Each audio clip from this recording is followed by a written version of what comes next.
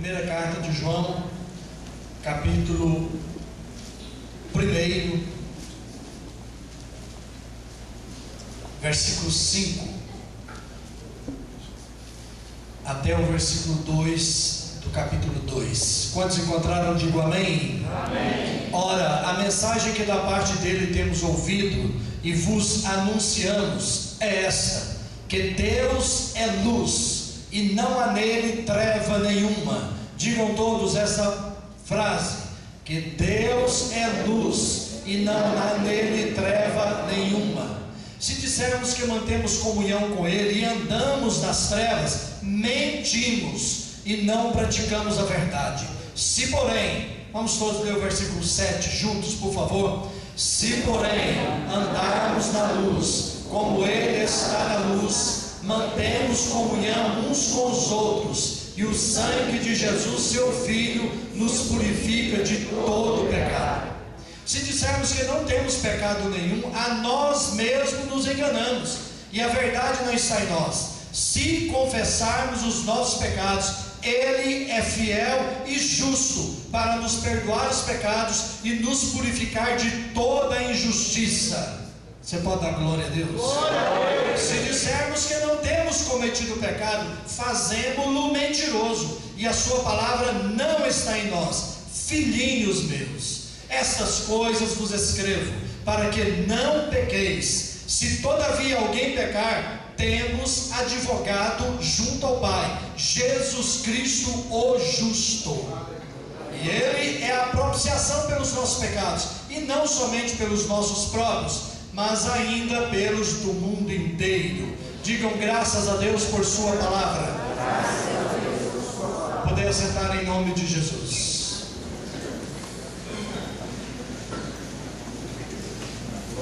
Meus amados irmãos, eu particularmente, e quero que a igreja também tenha esse desejo de ver, de participar e de ver um grande avivamento acontecer no nosso Brasil. Nós precisamos de orar para que isso aconteça, e precisamos trabalhar para que isso aconteça,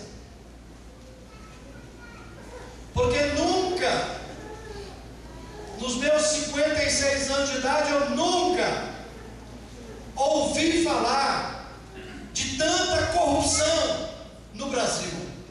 Tanta corrupção, tanta mentira, tanta eu não sei de nada, eu não vi, tanta coisa terrível acontecendo, principalmente no meio político do Brasil.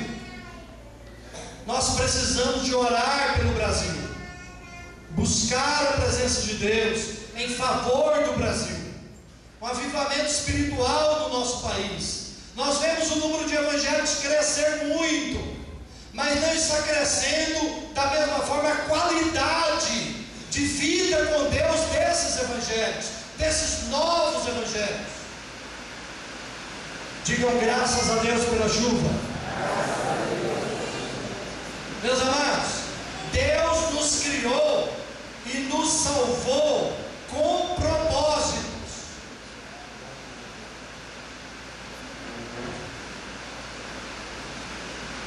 E eu pergunto: como você e eu podemos saber que estamos realizando os propósitos de Deus aqui na terra?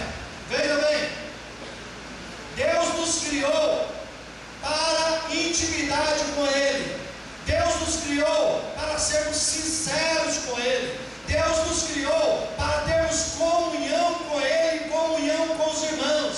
Deus nos criou para que sejamos imitadores de Cristo. Deus nos criou para anunciar as boas novas do Evangelho de Jesus Cristo. Você pode dizer amém?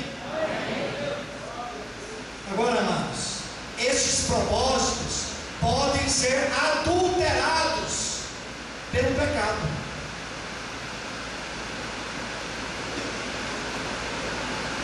E a gente vê aqui neste primeiro capítulo de João, pela história dessa carta, a gente sabe que estava entrando muitas heresias no meio da igreja. O gnosticismo estava se infiltrando na igreja,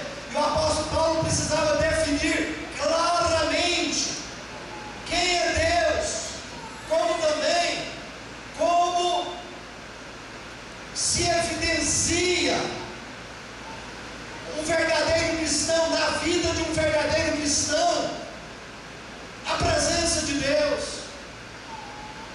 Quais as implicações de servirmos a Deus, de sermos um cristão? E nós lemos aqui, os irmãos repetiram, o apóstolo João escreve: Deus é luz e não há nele treva alguma. Deus é luz e não há nele treva nenhuma. E se diz no meu evangelho que o caráter de uma pessoa é determinado pelo caráter do Deus a quem ele adora. Por isso que João descreveu a natureza de Deus aqui. A natureza de Deus, Deus é luz. A propriedade da luz é para brilhar. Deus se revela a nós como luz. Deus é luz também no sentido de possuir perfeição moral absoluta. Deus é santo. Deus é puro. Deus é luz também no sentido de que nada, preste atenção, nada pode ficar oculto aos olhos de Deus. Nada, nada, tudo Deus vê, tudo Deus sabe. Ele é onisciente, sabe de todas as coisas, e Ele é presciente, sabe das coisas antes mesmo que elas aconteçam. Deus é luz e nos guia no caminho reto. Você pode dizer amém? Amém. Então as heresias que invadiram a igreja foram heresias terríveis, para realmente distorcer a palavra de Deus que estava sendo pregada ali na igreja. Então, nesses primeiros versículos aqui que nós lemos, do 5 ao versículo 10, João está escrevendo exatamente para combater aquelas heresias, ensinos falsos ali no meio da igreja.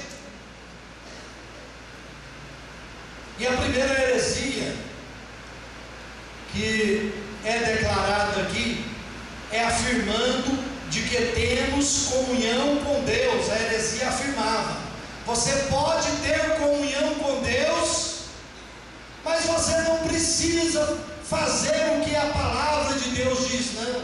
Ou seja, você pode ter comunhão com Deus, mas ao mesmo tempo andar nas trevas. É o que diz o versículo que nós lemos: se dissermos que mantemos comunhão com Ele e andarmos nas trevas, mentimos e não praticamos a verdade. Então, amados, andar na luz, andar em Deus, é andar com sinceridade, é não esconder nada. E quais os resultados disso? O versículo 7 diz: se andarmos na luz, como Ele na luz está, temos comunhão uns com os outros. É um dos resultados. E o outro: temos comunhão uns com os outros, e o sangue de Jesus nos purifica de todo. O sangue de Jesus nos purifica de todo pecado. Além de Deus perdoar, Ele apaga toda mancha de pecado na nossa vida. Quantos aqui são lavados do sangue de Jesus? Diga amém. Amém. A segunda heresia, versículos 8 e 9, é a afirmação de que não temos pecado. É pior do que a primeira. É pior do que a primeira, porque ela nega a própria existência do pecado. E a atitude concernente ao pecado não é negar o pecado, mas admitir o pecado, confessar o pecado e deixar o pecado. Você diz amém? Amém. Glória a Jesus. Porque aqui tem o outro resultado, que Deus é fiel e justo para perdoar os nossos pecados. Glória a Jesus.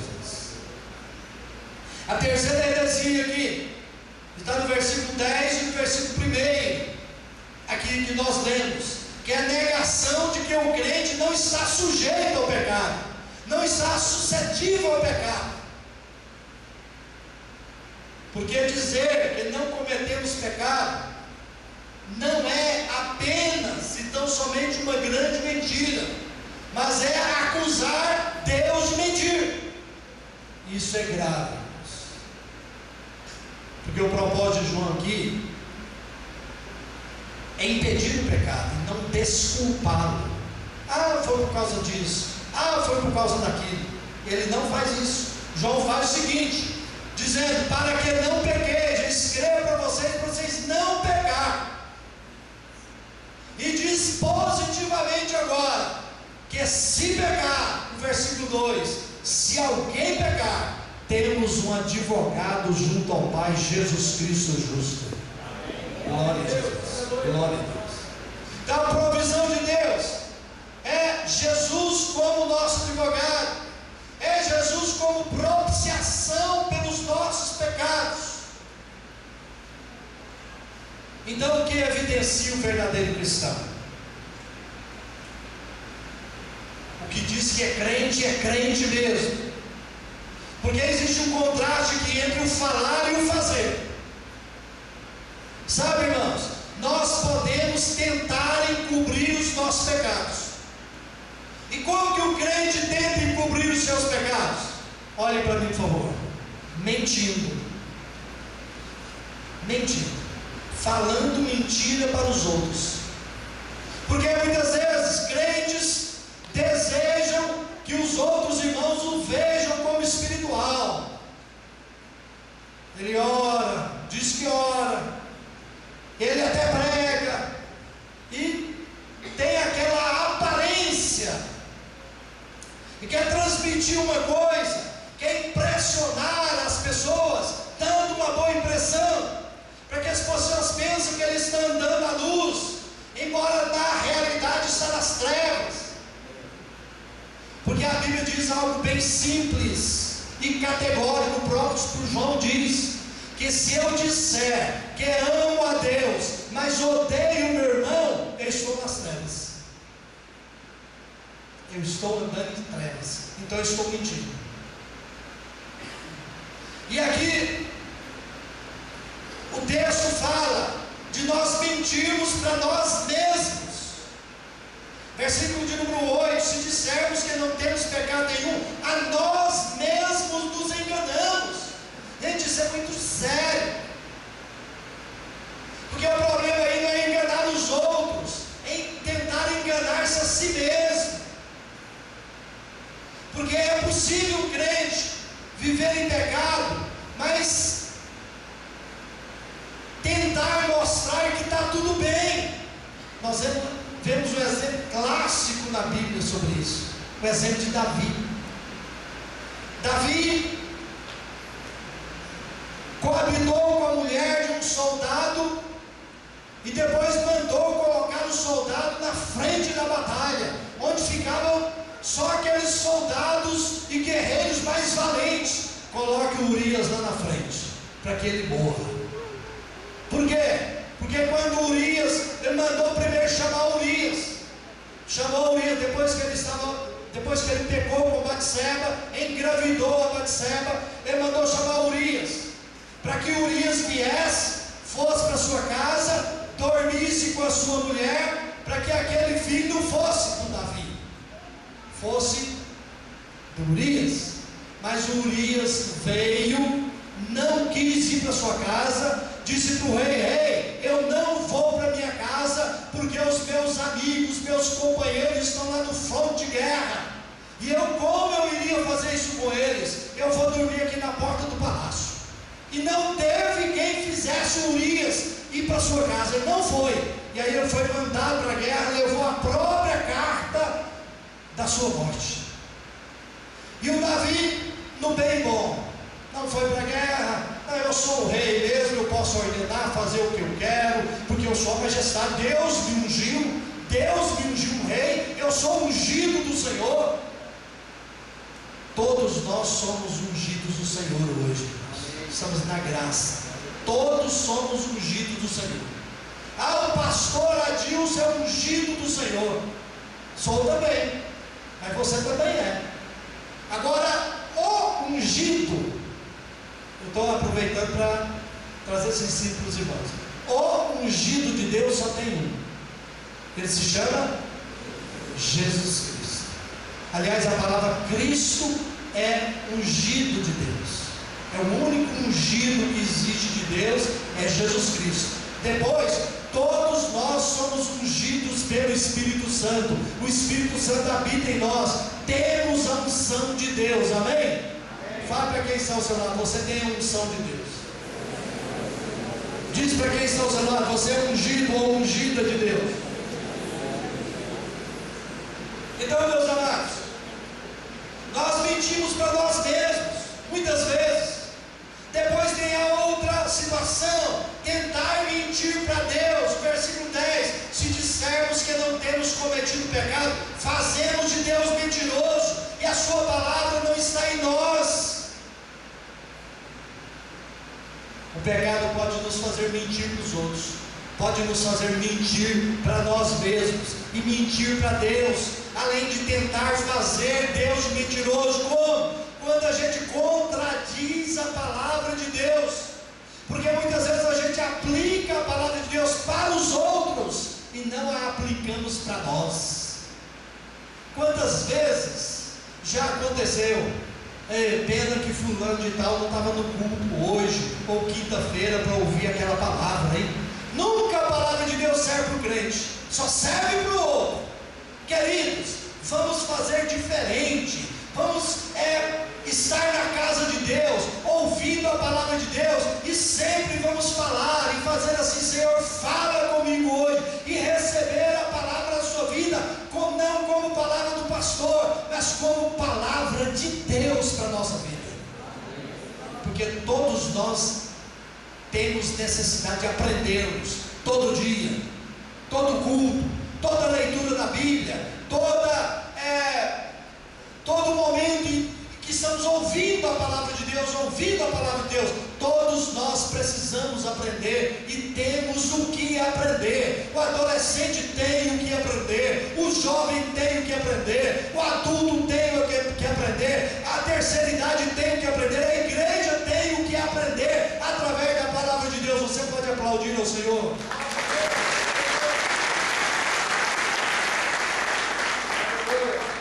Glória a Jesus.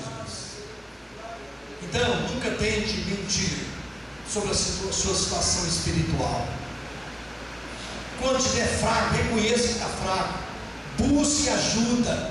Se pecou, confesse o seu pecado, deixe o pecado, não deixe a comunhão da igreja, não deixe a comunhão com Deus, deixe o pecado, porque Ele é fiel e justo para perdoar os nossos pecados. Glória a Jesus. Então, o crente que tenta encobrir os seus pecados perde o quê? Vou apenas citar aqui: perde a palavra de Deus, porque deixa de praticá-la, perde a comunhão com Deus, perde a comunhão com a igreja, e perde o seu caráter. Alguém disse uma vez, eu ouvi alguém dizer isso uma vez: quando você perde dinheiro, você perdeu alguma coisa. Se você trabalhar, você ganha outro. E tem aquele ditado: mais tem Deus para dar do que o diabo para tomar. Amém? Amém? Quando você perde a saúde, você perdeu alguma coisa. Mas quando você perde o caráter, aí você perde tudo. Amados, e a Bíblia diz que nós temos a mente de Cristo. Quando a Bíblia diz sobre mente de Cristo, sobre fruto do Espírito Santo, sobre como o pastor Tiago pregou aqui hoje de manhã, sobre Cristo ser formado em nós, até que Cristo seja formado em nós, tudo isso é caráter de Deus na nossa vida, e nós não podemos abrir mão disso por nada deste mundo, por dinheiro nenhum neste mundo, por posição social nenhuma neste mundo. Nós não podemos perder o caráter, nós não podemos perder o que já foi formado de Cristo em nossa vida. Você diz glória a Deus? Glória a Deus. Nós não podemos perder isso. Agora, Eu disse que nós podemos tentar encobrir os nossos pecados, agora nós podemos confessar os nossos pecados.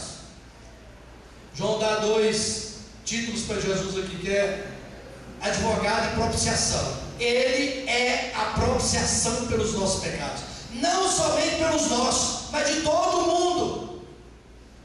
De todo mundo. Jesus não morreu somente por nós aqui, Jesus morreu por toda a humanidade. Então a propiciação, o que significa? Significa satisfazer a lei santa de Deus, porque Deus é luz, porque Deus é santo, Ele não pode fechar os seus olhos para o pecado. Embora Deus seja amor, embora Deus quer nos salvar, mas talvez você pergunte: como pode ser justo e santo e ainda salvar pecadores? Sabe onde está a resposta? Naquilo que nós cantamos aqui: no sacrifício de Jesus Cristo. Na cruz, Deus em sua santidade julgou o nosso pecado. Deus em seu amor ofereceu Jesus Cristo para morrer no seu lugar. Por isso que a Bíblia diz em João 3,16, vamos todos dizer juntos: porque Deus amou o mundo de tal maneira que deu seu Filho unigênito, para que todo aquele que nele crê não pereça, mas tenha a vida eterna. Glória a Jesus. Então Jesus é o nosso advogado junto ao Pai. Quando uma pessoa é chamada para comparecer diante do tribunal, ele sempre vai com um advogado. Sempre ele leva alguém para estar ao lado dele, ficar ali defendendo a sua causa. E a Bíblia nos apresenta Jesus Cristo como o nosso mediador, como o nosso advogado, e Ele nos representa lá diante do trono de Deus. Aleluia! Não somente como nosso sumo sacerdote, Ele é o nosso advogado, e Ele nos ajuda quando pecamos, irmãos. Glória a Deus.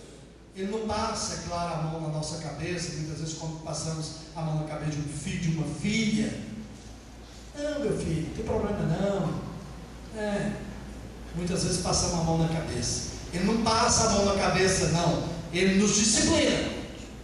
Ele nos disciplina, mas nos disciplina como um pai disciplina o seu filho, como um pai que ama o seu filho e o disciplina. Nós cometemos pecados, sim, mas temos um advogado diante do Pai que intercede por nós. É só nós irmos a Ele com o coração contrito, arrependido, e confessarmos o nosso pecado, porque Ele é fiel e justo para perdoar os nossos pecados.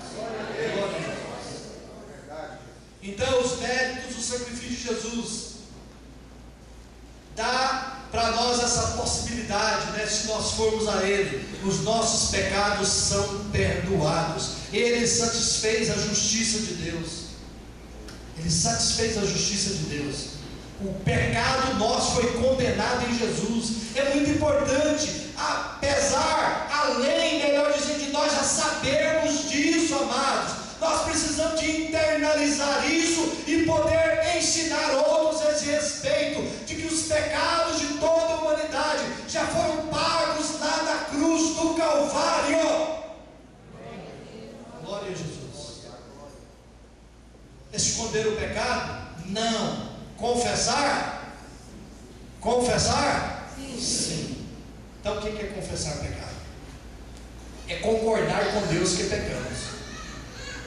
Gente, não é incomodez: Deus, vamos igual o Adão e a Eva. Não foi essa mulher, não foi a serpente. Não é colocar, é encarar. Encara a situação, pegou, encara de frente com o pecado, e vai e confessa o pecado. Confessar para quem? Confessar para Deus. Mas não é confessar genericamente, não, irmãos.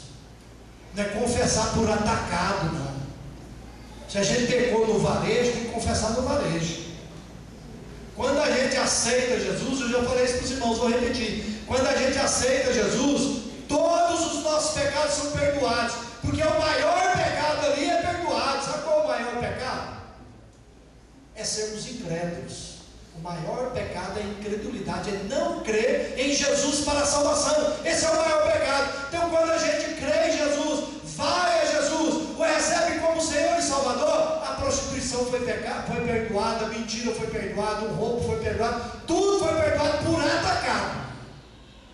Agora, depois que a gente é crente, depois que a gente serve a Jesus, está servindo a Jesus, você comete um pecado, aí não é falar, oh meu Deus, perdoa todos os meus pecados.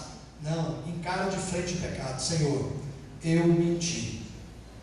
Senhor, adulterei.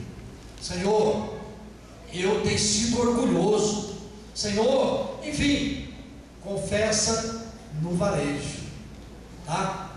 Dê nome ao seu pecado, mas Ele é fiel e justo para perdoar os nossos pecados. Diga amém. Amém. Glória a Jesus, glória a Deus. Então Deus perdoa e purifica. Deus nos dá um coração puro. O Davi orou a Deus dizendo: Senhor, dá-me um coração puro, lava-me com hisope, ó Deus, para que eu fique mais alvo do que a neve. Restitui-me a alegria da tua salvação. E ele diz no Salmo 32: enquanto eu me calei, os meus ossos adoeceram, mas eu disse: confessarei o meu pecado. Confessei o meu pecado e Deus perdoou o meu pecado. Glória a Jesus. Então, finalmente, nós devemos vencer os nossos pecados. 1 e 2 do texto que nós lemos. Ele é a propiciação, Ele é o advogado, propiciação pelos nossos pecados. Então nós poderemos vencer o pecado, sabe quando e como? Na medida em que nós andamos na luz, como Ele na luz está. Glória a Deus. Aleluia. Andar na luz é ser sincero. Andar na luz é ser honesto com Deus, é ser honesto com os outros, é ser honesto com nós mesmos. Então, sempre que eu e você cometermos um pecado, vamos correndo para os pés de Jesus e vamos pedir perdão dos nossos pecados e procurar vigiar para não cometer novamente aquele pecado. Amados, andar na luz significa obedecer a palavra de Deus. Andar na luz significa amar a Deus. Um escravo obedece porque tem que obedecer. Um empregado obedece porque deve obedecer. Mas o cristão obedece porque quer obedecer. Nós temos o livre-arbítrio. E a Bíblia, o Senhor Jesus diz: se me amais, guardareis os meus mandamentos. Amém? Então Jesus, Ele é advogado, Ele é propiciação, mas Ele é o nosso modelo principal. Como o pastor Tiago pegou hoje cedo aqui, o foco, nós devemos focar e olhar para Jesus, porque foi Ele que morreu por nós. Não foi Pedro, não foi João, não foi Maria. Eles foram servos de Deus como nós somos hoje, grandemente usados por Deus. Mas quem morreu na cruz do Calvário se chama Jesus Cristo. Amém? Peço Deus de pé em nome de Jesus.